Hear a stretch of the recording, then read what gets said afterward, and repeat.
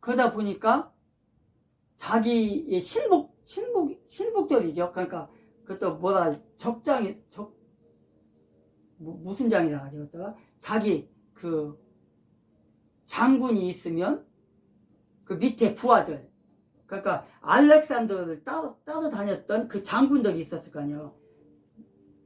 4명의 장군인가? 4명의 장군이었죠, 아마. 그래서 그 4명의 장군들이 나라를 분배해갖고 이렇게 다스렸잖아요. 그러면서 그 중에 한 사람이, 그 왕이 이스라엘이라는 그 나라에, 그러니까 유대교에 자기의 종교를 거기다 심으려고 했지만 그렇게 안 하고 그 종교를 받아들이면서 용납을 하면서 이렇게 갖고 이제 그러니까 타협을 한 거죠. 타협 정치. 그렇게 된 거죠, 그게. 로마가 원래는 그저 도시국가였잖아요. 도시국가. 이제 너무 깊이 들어가는데 이거 여기까지만 할게요. 로마가 도시국가였던 그 로마가 이렇게 확장이 돼서 나중에는 그 전 세계를 지배하는 그런 나라가 된 거잖아요. 팍스로마가 된 거 아니에요. 그래서 로마가 아덴을 정복하였지만 로마인들은 그리스도의 모든 문물을 애호하였기 때문에 아덴은 그들의 뭐였어요? 지배하에서도 계속해서 세계의 모든 문화적, 지적인 중심지로 발전할 수 있었다. 군림할 수 있었다. 그런 거예요. 로마가 그 아덴을 정복했을 때가 BC 146년경 BC 46년경 45, 46 그때쯤이죠. 이때가 정복했을 때가 이때 정복했던 그 나라 이곳에 철학이 만연했고 그다음에 수학이 있었고 우상 숭배가 만연했고 철학의 논쟁이 많았던 지역 그런 지역인 거예요. 이곳이 바로 문학과 철학과 과학과 수사학이 발전했던 아데미오신 알죠? 아데미오신 그런 것들이 많았고 아데미오신은 그 가슴이 몇십 개 되죠? 몇십 개 그게 뭐예요? 다산으로 상징되는 그런 곳이 바로 여기입니다. 바울은 여행의 일정을 무시아에서 비두니아 쪽으로 가려고 했었죠. 그런데 어떻게 됐어요? 지지난번에 우리가 했죠. 지지난번에 무시아하고 비두니아 쪽으로 이렇게 가려고 했는데 예수의 영이 붙들어서 못 가게 막았죠. 그래서 드로아에서 마게도니아 사람 환상을 보았다는 거잖아요. 지난번에 했었는데 그래서 마게도니아 쪽으로 방향을 틀은 거잖아요. 유럽으로 이제 간 거잖아요. 마케도니아 지방에서 유대인들의 소송으로 인해서 더 이상 그곳에서 전도를 계속할 수 없었습니다. 바울은 그가 계획했던 그 생각대로 되지 않고 전혀 다른 곳인 아덴으로 오게 되었던 것입니다. 어디를 가든지 복음을 전하는데 멈추지 않았습니다. 빌립보에 갔을 때도 데살로니가 갔을 때도 베리아에 갔을 때도 어떤 상황 속에서 누가 방해를 하든 굴하지 않고 여기서 복음을 전하다가 막히면 저곳으로 가고 저곳에서 복음을 전하다가 또 방해하면 또 저곳으로 가고 계속 옮겨다니면서 복음은 멈추지 않았다. 그래서 하나님의 복음은 멈추지 않고 전해진다는 것이에요. 지키고. 그것 때문에 이 지역에서도 사람들에게, 귀신에 잡힌 이 아덴 사람들에게 어떻게 했다는 거예요? 분노를 느꼈다. 귀신에게 절하고 제사하는 아덴 사람들이 안타깝고 불쌍하고, 한편으로는 그것을 전하는 사람들, 아덴의 여신을 저주하고 우상을 버리라고, 오로지 하나님밖에 없다. 이 어리석은 인간들아, 하나님을 바라봐라 하고 지금 전하는 것입니다.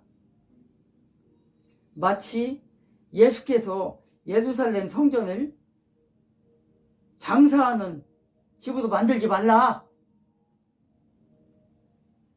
하면서 어떻게 했어요? 장사하는 사람들을 분노하면서 채찍으로 때리고 상을 얻고 그랬잖아요. 사도 바울도 역시 지금 그런 심정으로 지금 분노하면서, 이 어리석은 자들아, 이 아데미 여신이, 이 우상이, 이 제우스가 너희들을 구원해주지 못한다. 로마 황제는 자기가 신이 돼가지고 자기의 그 동상을 만들어서 막 곳곳에 세웠었잖아요. 그래가지고 사람들이 그걸 믿게 만들었잖아요. 자기를 신격화 시킨 거잖아요, 그게. 그런 의미에서 우리나라 단군 신화도 있잖아요. 단군 신화는 그 신화일 뿐이죠, 신화. 어떤 나라가 세워지기 위해서는 신화가 필요하잖아요. 그래서 단군이라는 신화를 갖다가 적용한 거예요. 그래서 지금 북계에서는, 김일성이 거기에서는 단군의 묘인가 단군의 뭐가 거기 있다고 지금 그러잖아요. 그 새빨간 거짓말인 거지. 그래서 교회 내에 샤머니즘과 우상들과 함께 짬뽕이 되어 있는 그 예배가 되면 안 된다. 기독교인으로서 철저하게 우리의 신앙을 찾아야 된다. 타협하면 안 된다. 그걸 지금 사도 바울은 말하고 있는 것입니다. 지금 고린도전서 10장 한번 볼까요? 고린도전서 10장 19절부터. 그런즉 내가 무엇을 말하느냐? 우리의 재물은 무엇이며 우상은 무엇이냐? 무릇 이방인이 제사하는 것은 귀신에게 하는 것이요 하나님께 제사하는 것이 아니니, 나는 너희가 귀신과 교제하는 것 하는 자가 되기를 원하지 아니하노라. 그리고 또 21절에 보니까 뭐라고 되어 있냐면, 너희가 주의 잔과 귀신의 잔을 겸하여 마시지 못하고 주의 식탁과 귀신의 식탁에 겸하여 참여하지 못하리라. 22절에 그러면 우리가 주를 노여워하시게 하겠느냐? 우리가 주보다 강하냐? 강한 자냐? 이렇게 말하고 있어요. 뭐예요? 우상 숭배하지 말라. 우상과 겸하지 말라. 어떤 사람들은 교회도 가고 절에도 가고, 그죠? 절에 가서 절도 하고 막 그래요. 절에 가서 제밥도 먹고요, 제사 지내고요, 부모님 제사한다고, 부모님 제사는 우상이 아니라고 하고, 그러나 하나님은 그게 우상이래요. 분명히 하나님은 우상이라고 했어요. 그래서 여러분은 그런 범죄를 저지르지 말라. 그런 범죄를 저지르는 사람이 되지 말라. 그런 겁니다. 이처럼 바울은 우상 숭배에 관하여 괜히 우상 숭배에 빠져서 범죄 저지르지 말라. 전혀 오로지 하나님만을 믿어라. 그렇게 말하고 있습니다. 하나님 외에는 없다. 우상 숭배에 빠지지 말라. 아데미 여신은 우상이다. 제우스는 우상이다. 거기에 빠지지 말라. 철학에도 빠지지 말라. 과학에 빠지지도 말라. 수토와 철학에 빠지지 말라. 지금 그러는 거예요. 여러분이 사도 바울과 같이 여러분들의 믿음의 선친 혹은 믿음의 조력자들과 같이 그런 신실한 믿음의 사람들이 되기를 주 예수의 이름으로 기도합니다. 하나님의 은혜를 받은 자로서 마땅히 복음에 빚진 자라는 그 복음을 증거하지 않으면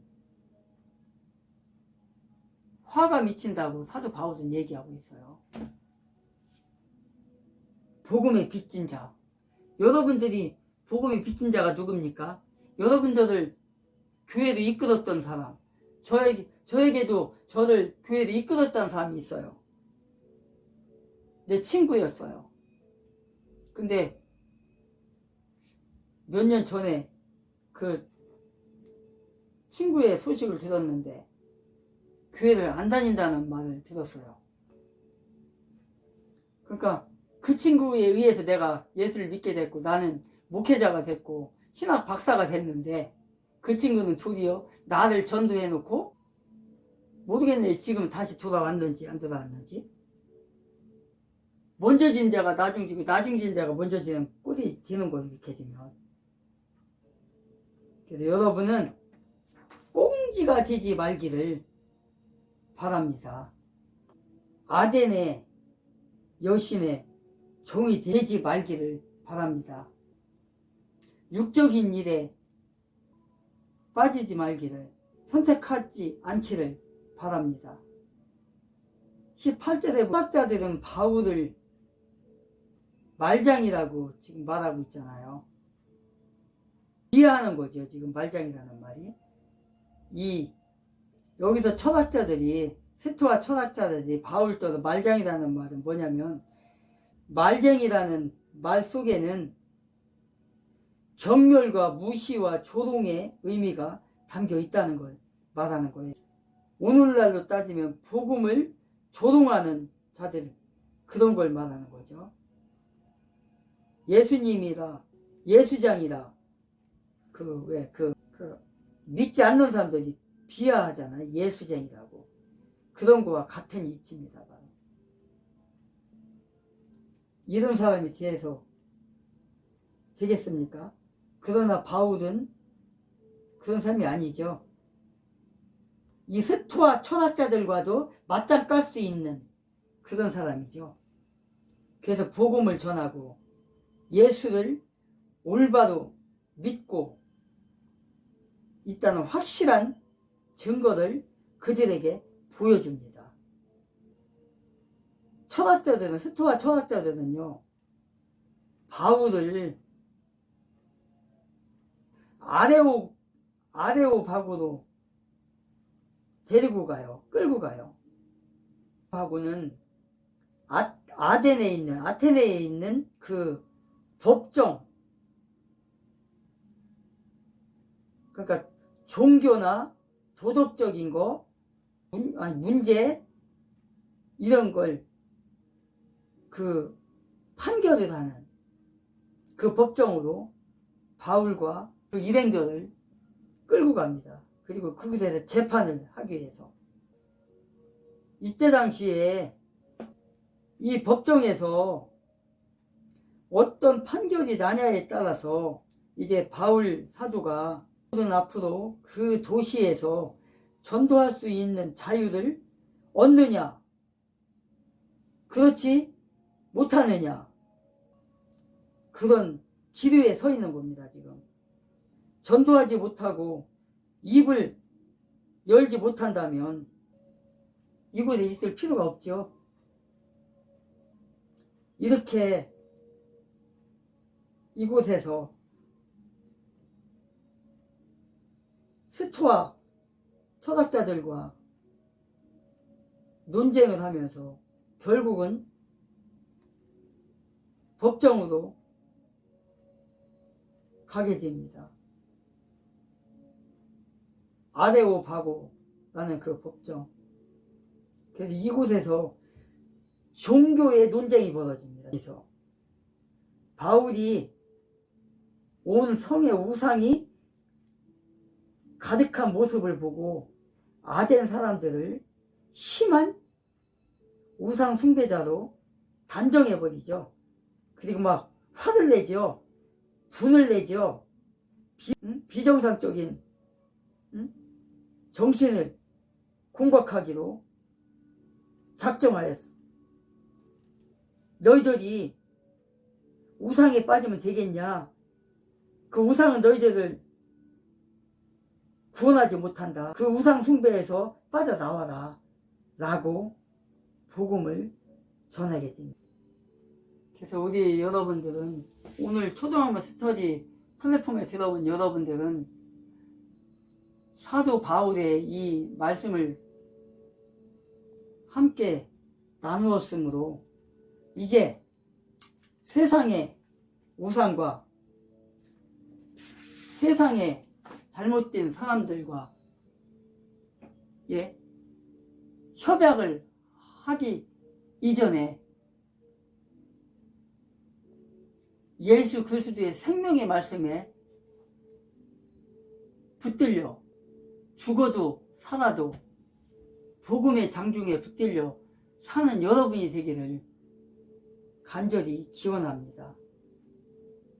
사도 바울은 어디를 가든지 복음을 떠나서는 하루도 살지 못한, 아니 한 시간도 살지 못하는 그런 사람으로서 복음의 전도자가 되어서 오늘도 베리아, 처음에 데살로니로 갔다 거기서 베리아로 가죠. 그래서 그곳에서 아덴으로 또 가서 아덴의 철학자들과 스토아 철학자들과 또 우상 숭배자들과 격돌을 하게 되고 그들과 논쟁을 하게 됩니다. 그리고 결국은 어떻게 됩니까? 재판까지 하게 되고 이런 상황을 맞이합니다. 그렇지만 사도 바울은 결코 무너지지 않는다는 거예요. 결코 무너지지 않는다.